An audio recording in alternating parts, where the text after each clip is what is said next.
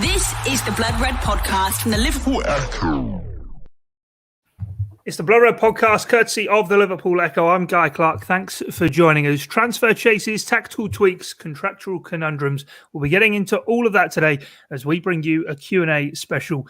We've asked for your questions across our digital channels. We've plenty to go at. We're also live on YouTube at the time of recording, so we'll answer any extra questions that come our way.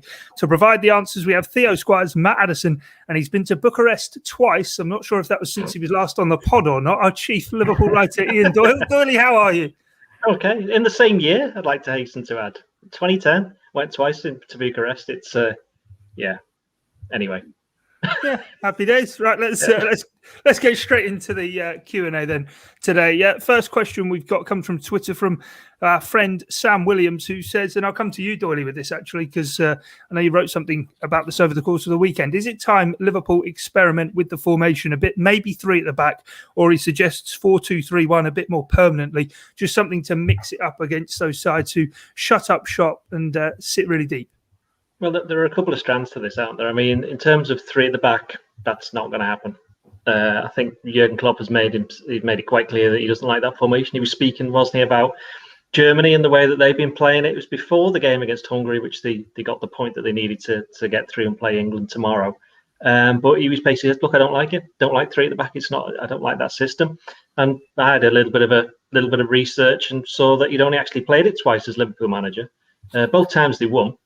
Well, but both times because there was either an awful lot of injuries or he required a lot of rotation. I mean, the last time was far back as against Brighton. What was it, 2017, where they won 5-1, and you had Wijnaldum and Emre Can playing at two of the centre halves along with Lovren, and Klavan was on the bench, but he wasn't well, so he was literally just there to probably make everybody else sick, to be honest. But in terms of overall, I think got to bear in mind what Pep Lijnders said last season. He said when they signed Diogo Jota and they signed Thiago, he was asked about why did they do these kind of deals, and Jurgen Klopp echoed his sentiments. But Lijnders went on and said that we want a bit more tactical flexibility. We want a bit of element of surprise. Look, we know that we've been this top team for the last couple of years, and obviously it's a team that everybody you're shooting at to try and get the better of. So teams know the ins and outs of Liverpool probably more so than any other team during that period. So Jota offered something different. Thiago offered something certainly different. And I think they have kind of fiddled a little bit with the formation, not as much as they could have done last season, predominantly because of all the injuries to the centre-backs. I know I've not been on the pod for a while, but here I am talking about that again. But, hopefully that'll be sorted next season. There was a couple of games. I think you look at West Ham away, they went 4-4-2. With a diamond in midfield, and they won that game. There was a few others as well where they did something similar. They've switched to 4-2-3-1 during the course of the game. But as I said, I think this is something that they want to do, something that they will be doing next season. And now that they've got more players back available in key positions, I think it's something that they should be able to sort. Of course, you've seen Mohamed Salah play down the middle loads of times. I mean, you've seen that when Shaqiri's come in. Whether he's there next season, I don't know, but there will be other players who can do certain jobs. So I do think that there will be tactical changes, but I just don't see it being three at the back. Yeah, Theo, in terms of that then, we also sort of got a question on Facebook in the Blood Red Podcast Facebook group from Jesse Farmer, and he sort of was asking same sort of thing, but the reason he was asking was due to the opportunity of having Trent and Robbo play as wing-backs. I suppose maybe the answer is that they already kind of do operate like that, and certainly when Fabinho's in the side, he's sitting just in front of a back two, effectively kind of gives that shield already. Yeah, and don't forget there's Virgil van Dijk as well. Like you have Van Dijk and Fabinho, and it's almost like they're two players. They cover so much ground in between them. Jurgen Klopp has always liked his fullbacks to get that far forward, and it was only really when the defence was letting the side down before Van Dijk came in that he had to step away from that when they were having like Joe Gomez on the right, and it had become a back three covering that line with only one of the fullbacks going forward. But ever since Van Dijk's come in, it has been the fullbacks getting that far forward, getting the crosses in.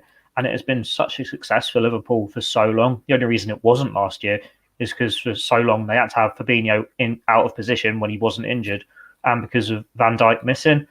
In terms of them being natural wing-backs, well, we certainly know Andy Robertson can do it. He's been doing it for Scotland for however long, and he's had a great Euros. I know Liverpool staff were saying they were surprised at how well he's been playing, how fit he has been, considering how much he has played this season. With Trent, I suppose there's a bit more of a question mark, because whether you believe it or not, there is always going to be that cloud over him of how good is his defending. All of us on this podcast think all the criticism he gets elsewhere is completely over the top, and he is a perfectly solid defender, but teams do still target him. And it's one where, like, if you look at England, when they play with the five at the back, Southgate never really fancied him as that wing back. It's always Reece James they talk about as being that option as a right wing back. And Trent, when I have seen him in that full position for England, he always seems more comfortable in a back four. But then that's just because it's what he's used to. And like Andy Robertson's playing this system for Scotland, so he knows what suits him. Whereas with Trent, he's such a talented player. You can put him in any position, any formation, give him time, and he would settle in it. So if it was one where Liverpool wanted to play three at the back with the wing backs, and you gave Trent a good season in it, I'm sure he'd become the best right wing back in the world, because he essentially does that anyway. Without that protection, it's just getting used to it. But as Doyle said, Klopp's very happy with his four at the back. Before the injuries, it was the same back four in the goalkeeper every week. And I think everyone was quite happy with that being the case. It's up further in the pitch that you want that rotation. So hopefully these injuries are behind them now, and they can spring the odd surprise, but it'll be players in their preferred positions doing the business. Yeah, second part of Jesse's question, that was about sort of the mobility of the sort of three centre-halves that Liverpool could perhaps choose. If we're going to say they're not going to do that, but Ibrahima Konate coming into the side. And I just wonder, sort of thinking sort of on our feet in terms of who might be Jurgen Klopp's first choice as a back two next season, and kind of, I suppose, in a way, his pecking order for his centre-halves. Yeah, I mean, I think it depends firstly on the fitness of Van Dijk and Gomez. If they're both at 100%, I would imagine if it's possible for them both to start the next season alongside each other, I'm sure they will do that. Obviously, Konate is there and he's partly an option for the future, partly one to sort of bed in. But I think in an ideal world, we've seen it plenty of times with Liverpool signings in the past. Even when they come in for a significant amount of money, it kind of takes them a little bit of time to get used to the system, to get used to the way that Liverpool play compared to their previous clubs. And I think we will see that with Konate in the first few months of next season. Obviously, as I say, there is still that unknown over Gomez and Van Dijk. Obviously, if they're fit, they'll play, but I think there'll be a bit more rotation there than maybe we've seen with those two in the past, just to make sure that they are managed. But yeah, I think there'll be opportunities for all of them. But I think as it stands at the moment, Van Dijk and Gomez to me would be the obvious two. I mean, just in terms of that back three, I think you do sometimes see it. I think we've seen Wolves do it. We've seen Tottenham do it, where they sort of switch between a three, sometimes a four. I think with Liverpool, it's probably slightly more sophisticated in the way that they do their 4-3-3. I think it sort of takes a bit more from each player to play their role in a sort of perfect way. I think it would be slightly more difficult for Liverpool to switch between those two formations week in, week out. I think if they were going to go to a three, they would do that full time. But, you know, as the lads have said, it's almost impossible to see that happening. So, yeah, I think it will be a four, and I think Konate will have probably a start on the bench next season, but then obviously looking to get chances and work his way up to full fitness himself. Of course, obviously not played a huge amount for Leipzig over the last few months, so there is still a slight question mark over him as well. But yeah, I'm sure he'll get chances, but I think still the top two, I think, would obviously be Gomez and Van Dijk, and Joel Matip in there as well. So it could be a strength for Liverpool with all those players.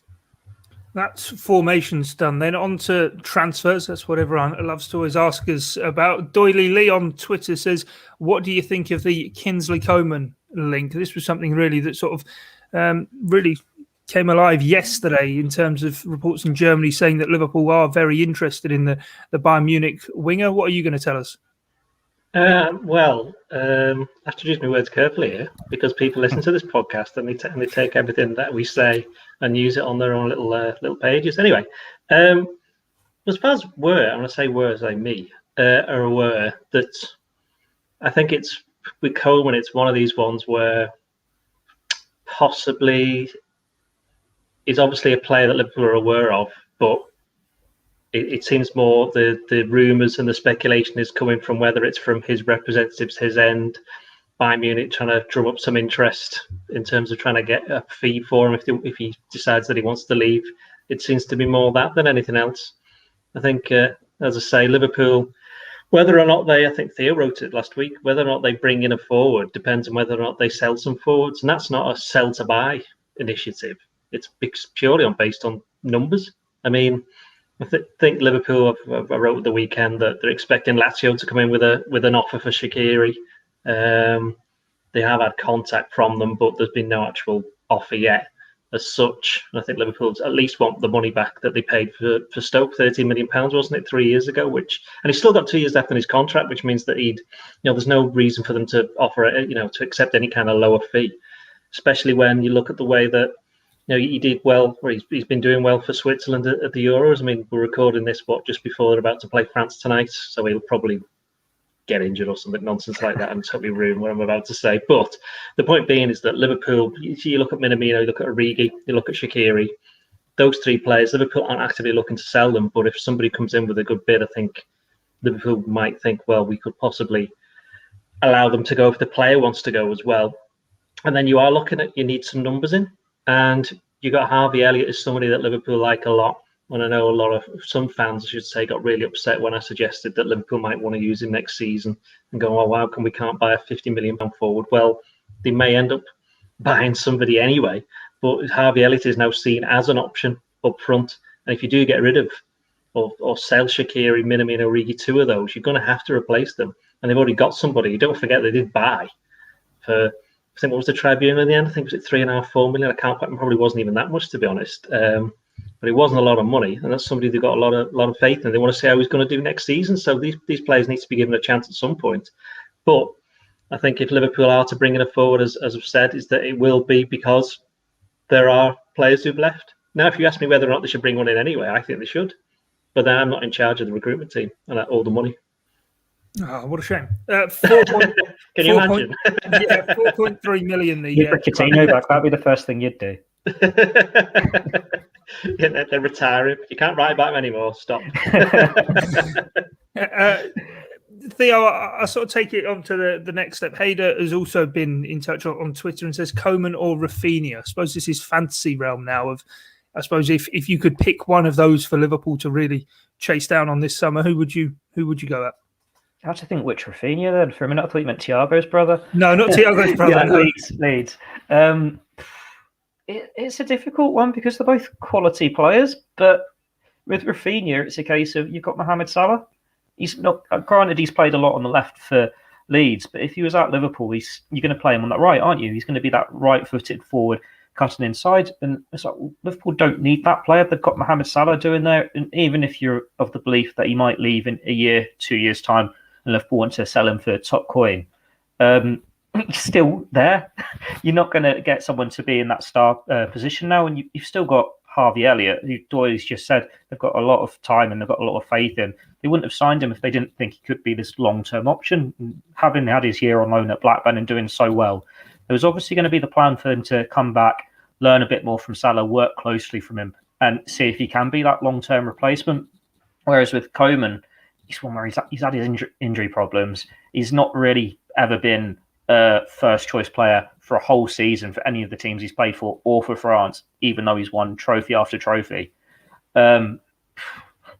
Ideally, neither. Get Mbappe out of the two. I lean towards Coman, I think, just because he's more of that A-list name, but it's one where there's not much between them. Like, I can't see Liverpool going for either of them this summer, to be honest.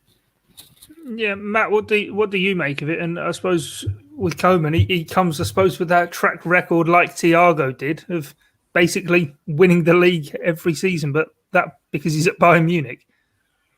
Yeah, I think, to be honest, the link to me, it kind of seems like it's more a case of the players maybe trying to get a move. We see it so often with Liverpool, don't we? Players, or probably their agents more than the players themselves, tend to try and attract the interest of Liverpool, of Manchester United, because they know that it can kind of drive up fees. It can sort of do things behind the scenes. It could be a new contract. It could be that he's looking for a new challenge and wants to move to the Premier League. I mean, he is obviously a very experienced player. He's won things. He would come in with a track record, as you say, of being a top player. But I don't know.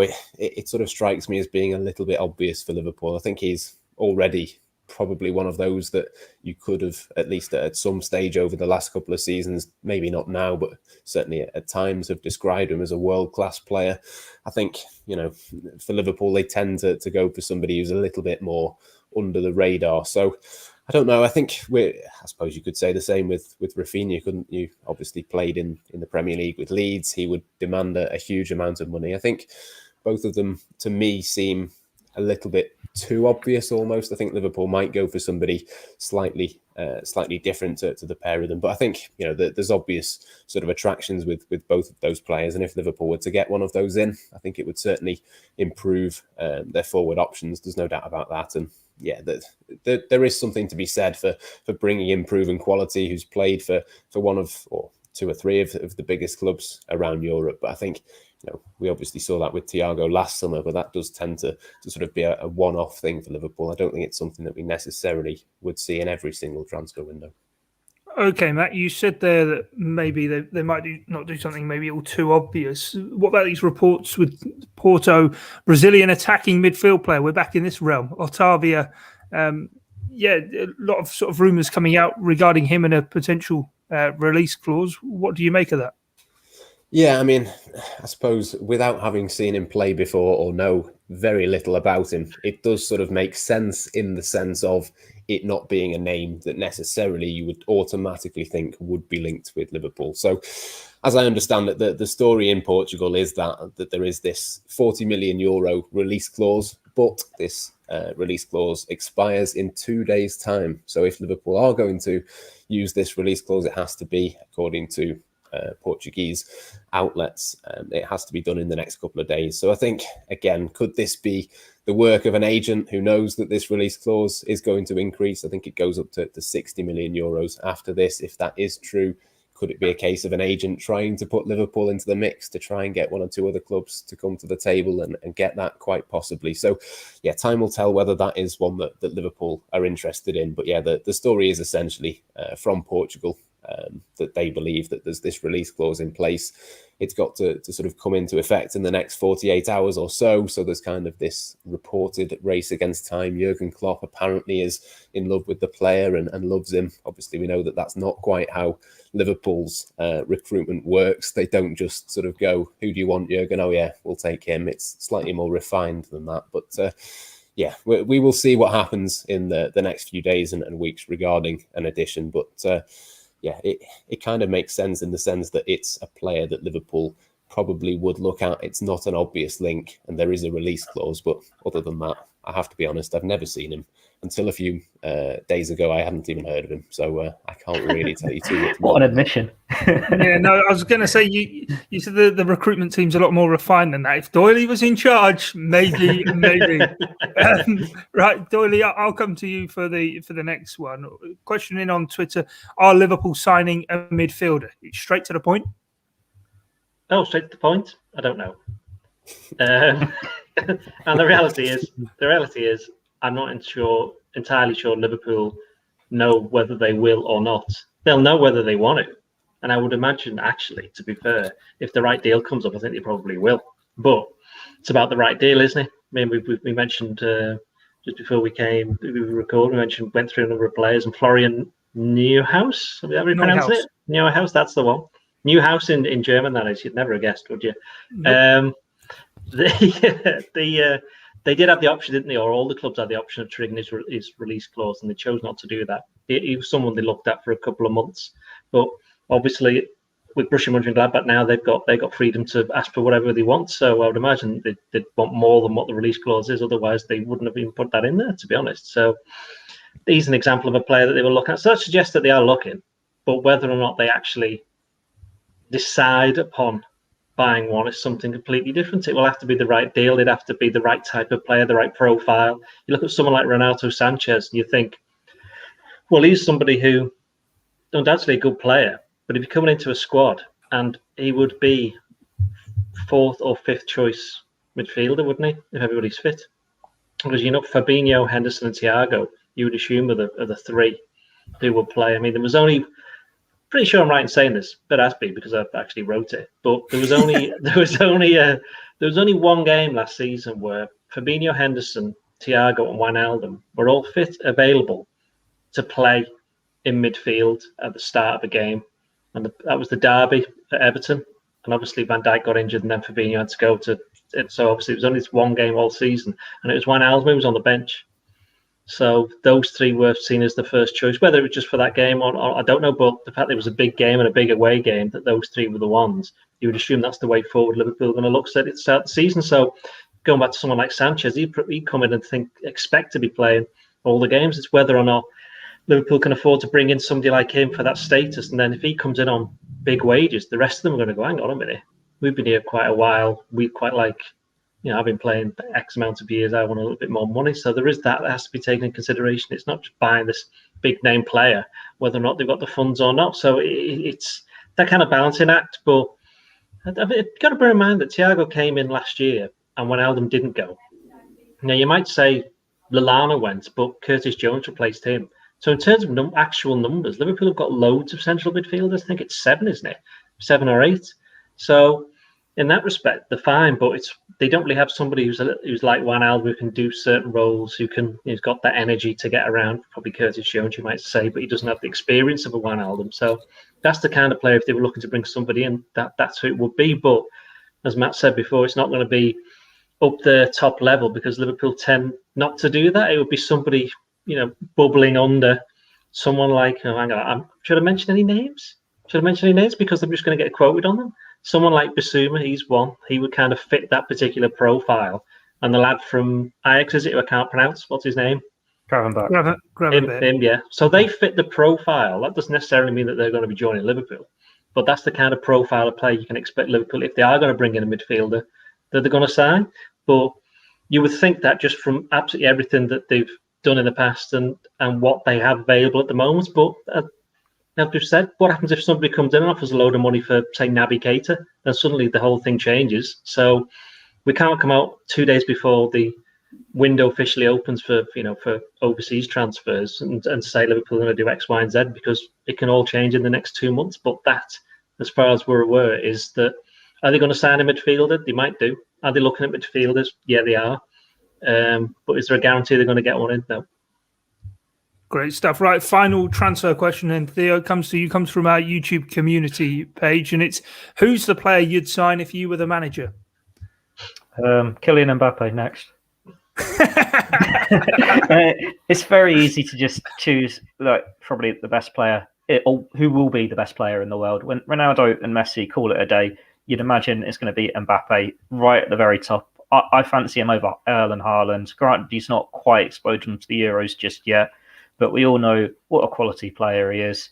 We know he's going to be at the very top of the game for a decade at least here. So yeah, just if we got the money, Kylian Mbappe, but we know it's not going to happen. Not anytime soon, anyway. Can't wait for that story to come out. Can we answer? Yeah, go on then, Doyle. Go on. Yeah, Mbappe. Mbappe or Haaland.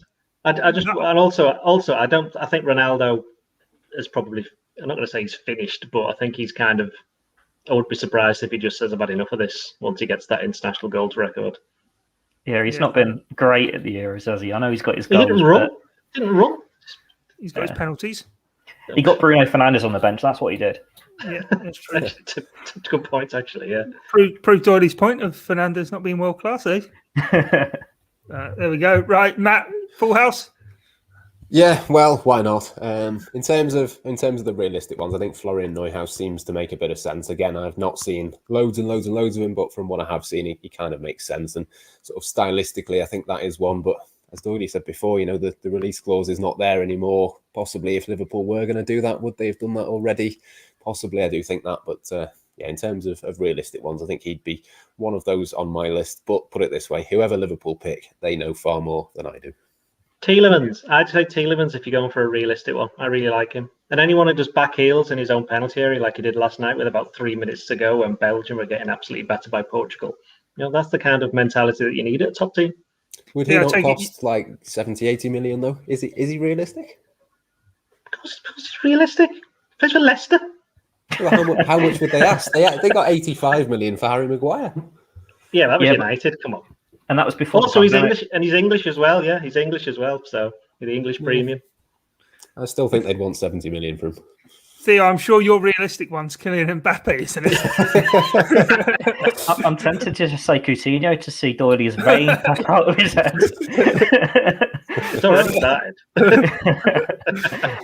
I don't really know realistic-wise, because they're not really being linked with anyone you think, oh, they desperately need, just because they've got the squad in place at the moment. Like they needed the centre-back, and that's why they blew most of the initial money they had left on the centre-back. They've got Konate, and now everything else will just rest on how the squad goes moving forward, who they can offload, if they get sufficient fees for players. Like when we were saying last summer, Grujic, Shaqiri, Harry Wilson, we were talking, 20 million for them, 25 million, and that's been the case for 2 years. And now with the pandemic and everything, they've had to drop that price to 13, 15 million. So it's going to have to be a case of just seeing what they can bring in and then what they can do. But it's one where they've already addressed what they absolutely had to do in the squad. And it's one where if the season started tomorrow and no bids came in, apart from the fact the squad would be horribly unfit without a pre-season, they'd be happy with the players they've got at disposal. It's like you don't need to replace a Harry Wilson, for example, when he's not in the squad. They've got the options there. It's just what moves on and what you can upgrade on. And until those players move on and you know the money they've got coming in, you can't really choose a realistic option to replace any of them. That's the thing that Liverpool have done. That Liverpool have got in common with City and United in the transfer window, where they've all got three obvious situations that they need to address. Liverpool was centre back; they did it straight away. Tottenham, City's is striker, and obviously they're going to try and go for Kane. And United's is a right winger, right attacker, and they're going for Sancho. So, in that sense, all three of them are doing the same. And if Arsenal were going for it, you'd have to get rid of most of your team, wouldn't you? To be honest. Already are. I don't think it's a player we've not been linked with yet. But anyway, we are talking Liverpool. Let's move on from transfers then, and got a contract one here. Doyle, I'll come to you. It's from our YouTube community page. It says, will Sadio Mane and Roberto Firmino be kept on beyond the end of their current contracts? What do you think? Well, my answer to that would probably be yeah. What's the point in getting rid? Certainly Mane. There's absolutely no reason for that. I mean, I can see why some people might say Firmino, where he's not in the last 6, 12, possibly even 18 months, been quite the same player and as effective. But going back to what I said a little while ago, how much of that has been down to the fact that the whole team has had to not be quite as set up the way that it normally has been because of the centre-back situation? I mean, we'll only know over time. I mean, obviously, I do think that Firmino is, possibly gone beyond his peak, but in terms of his actual pace, he never had any anyway, did he? His actual skill on the ball and his mind, all of that's just exactly the same. So I don't see any reason why they'd want to get rid. I mean, and even last season, you still had teams who were talking about when Firmino played against them up front, and who's played in that kind of number 9 position, and how they'd never played against someone like him before because he just does stuff that the normal number 9s just don't do. Which obviously his critics would say, yeah, he doesn't put the ball in the net, but that's not just what he's about. That's why Mane's there. That's why Salah's there. Yeah, no, okay, fair enough. Theo, what's your take on that one? It's one where with Sadio Mane, if Liverpool want to move on at some point, you let him go before the end of the contract so you can bring in maximum money. It's the same for Mohamed Salah. But with Firmino, it feels like it's in a bit of a different boat, isn't it? Like there's never the same reported interest in him. There's never that same high fee on him. But I think the market is very difficult at the moment because if we hadn't had the pandemic and the fees were still as high as you'd expect like we had Neymar, Mbappe, and they were just rising with gradual what you expect in football, maybe teams would have been putting in these mad bids for a Salah or for a Mane. But instead, you've got a load of top players that can't really move anywhere because the clubs can't afford them. Like we've seen how desperate Barcelona have been to try and bring in players, and now they're having to resort to free transfers. It's why there's no obvious place for where Mbappe would go anytime soon, why Neymar's had to sign a new contract. With Firmino, it's interesting to see what they could do with him because you might say, fair enough, you don't want him as your number 9 anymore because he's not getting enough goals. But he's always been a versatile player. He doesn't have the pace to go out wide. But he started his career as a centre-back. And I'm not saying playing him there, but I could see him playing in midfield. Like you think of Wayne Rooney when he lost his pace a bit, he wasn't in as much of a goal-scoring threat. He went into central midfield and he was dictating play. Such a good pass to the ball. Firmino's more mobile than Rooney ever was in that stage, but he could do that midfield role, or he could be a number 10. They've got so many options of what they can do with him there. And with Sadio Mane, it's a case of you keep him for as long as he's got the pace, you keep him for as long as he's got that mobility, that killer instinct, because I'd say last year was more of a blip from him than sort of a natural decline. Now, we could be 6 months down the line, it's Christmas, and the two of them are still struggling, and you just sell them for what you can get.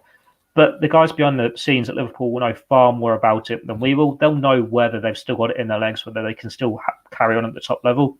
Like, you remember when Fernando Torres left and everyone was shocked at that? Like, obviously, he'd had a poor few months under Roy Hodgson, but for £50 million, it still seemed a bit less. But then the Liverpool medical staff and everyone behind the scenes knew he was on the decline. He didn't have that pace anymore. And it was the perfect deal for them at the perfect time for the perfect fee. So it's just what it looks like behind the scenes for them if you need to sell a Mane or a Firmino, what is best for the team going forward. If you're in a situation where you can go and improve on them going forward, if you've got the money to bring in that big replacement. And as it stands, unless you're going for an Mbappe or a Haaland or someone like that, you're not really going to improve on this front three. Because granted, Jota came out from absolutely nowhere and was a great option, and he has broken it up to an extent. It's still one where if Liverpool are playing in the Champions League final tomorrow, he wouldn't start over any of them for me. It would be your traditional front three. That despite a few dodgy months last year, a few dodgy games last year, they are still the best front three in Europe for me. Okay, yeah. On that point you make about Diogo Jota then, Matt, we've got sort of our penultimate question then. It says, with Firmino having a poor season last time, would you replace him with Jota for next season? What's your take on that? A, was Firmino all that bad? And B, is Jota the ideal person to go through the middle, or would you prefer him off the left? Well, I'm going to kind of sit on the fence in this, in that I think that all four of them will be hugely important. And that was kind of the reason that Diogo Jota came in, wasn't it? That you can play with all four at the same time if you need to. Or if it's a three, then one of them comes off the bench. And I think it will be pretty similar, to be honest, to what it was last season when Jota, Mane and Firmino were all fit, in that it will be Mohamed Salah plus two of those. And which two that is, I think, will depend game by game. That's the beauty of having the extra bit of quality there. And if Liverpool bring in another one to put into the mix as well, which potentially they could do before the end of the summer transfer window, that would just increase that. You've got Harvey Elliott to come into that as well. But I don't know, if you were going to pick a front three, I think Diogo Jota would probably be in mind for some games and not for others. I think Roberto Firmino is very useful, for example, in an away game in a big European tie. He can sort of win the ball back. He can keep hold of it when you need him to, a little bit better than Diogo Jota can. But let's say you're at home to West Ham or Crystal Palace or Newcastle or someone like that, maybe then it's the other way around, and maybe then you play Diogo Jota. So I think both of them will be hugely important. And I think the biggest thing really is that they keep all four of those players fit, because I think what we saw last season was, Sadio Mane in particular looked really, really down on the season before. And I think that was just fatigue and tiredness. I'm sure he will improve going into next season, but I think the biggest way that Liverpool can make sure that happens is that all four of those players are fit. They can rotate, they can have a rest when they need to. And if it's, 2-0 to Liverpool with half an hour left, suddenly you can look to make a few of those changes. So I think that will be the crucial thing. It's not really one or the other, it's both. But yeah, it's hard to say your first choice front three without then, aligning that with a particular fixture, I would say. Okay, if it's difficult to predict what's sort of going to be the lineup or transfers for next season, given the window for foreign signings hasn't even started, let's throw some predictions in for the season as a whole, shall we? Yeah, that's what our final question is. Yeah. Is this season not technically finished yet? No, it's not, but we've got one in here. It's still going on. My season's still ongoing. I'm at a game tomorrow. Exactly. Well, we've got a question, so we're going to answer it. With Man City getting stronger, do you think Liverpool can win the Premier League? What Man City done? Don't sound anyone. Yeah, well, I'm Doyle. Questions come in. I'm reading them out. It says with Man City getting stronger, they plan to get stronger. We know that much at least. But also, it is a question that was brought up. We discussed it at length on Friday. Man City, this idea of them trying to turn the Premier League into a Bundesliga type thing with them playing the role of Bayern Munich and winning it every year. But Doyle, in terms of did Theo bring that up? That sounds like a Theo thing to say. Nothing. No, it was Mr. David Lynch. Yeah. Was it? Yeah. Sorry, I've massively offended you there, Theo. I'd like to apologise. You should not be compared to David Lynch in any way, shape, or form. Sorry.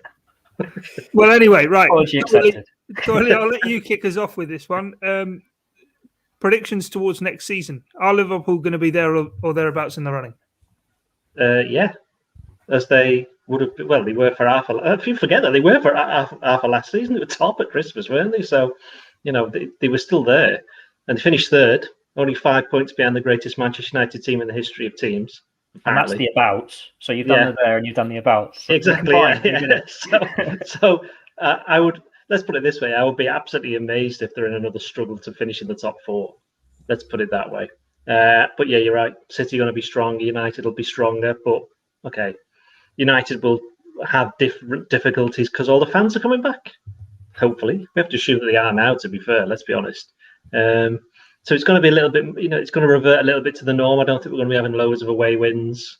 I think it's going to be interesting. Chelsea, we haven't mentioned Chelsea. They're the Champions League winners. So they're obviously going to do better, certainly in the league than they did. But I still think it's Liverpool and City, isn't it? With United and Chelsea just slightly below them, I think, for next season. Matt, you sat on the fence with your last answer. Can Liverpool win it next season?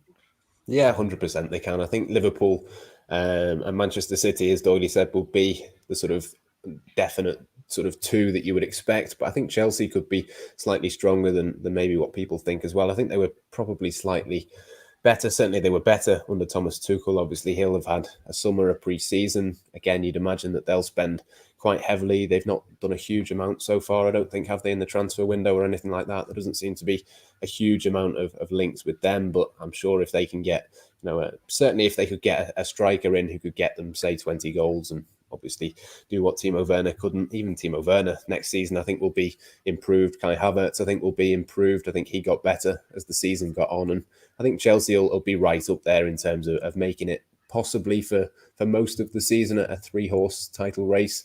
Even Manchester United, I think Jadon Sancho, I know they've dragged it out now over 2 summers. It does look like that is eventually going to get done. I think if that happens, that could really be a big thing for him. I know Gareth Southgate obviously hasn't seen much of him over in Germany, but he has been absolutely fantastic over there. So I think if he can sort of bring that to England, that would be a huge thing for them. So I think there'll be a few contenders, but I think Liverpool 100% will be one of them. Yeah, I asked Matt if Liverpool can win it. He says 100% they can. Theo, you're a man for bold predictions. Will Liverpool win it? If Manchester City sign Harry Kane, no.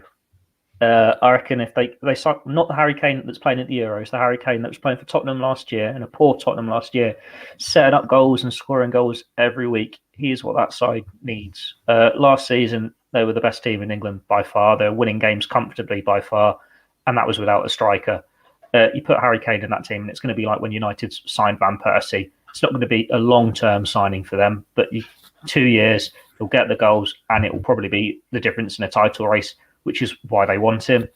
But then if they don't sign Harry Kane for whatever reason, or if Liverpool just do what they did the last couple of years before the pandemic and just hit the ground running, everyone's on top form, they're avoiding the injuries, they're going to be right up there. But my gut feeling, if Harry Kane is signed, that is the signing City need to just make the difference. Yeah, I'm glad you mentioned that transfer in 2012. The little boy in me screaming out to end this podcast now, so let's crack on and do that. My thanks goes to Ian Doyle, Theo Squires and Matt Addison. This has been the Blood Red Podcast. Until next time, it's bye for now. This is the Blood Red Podcast from the Liverpool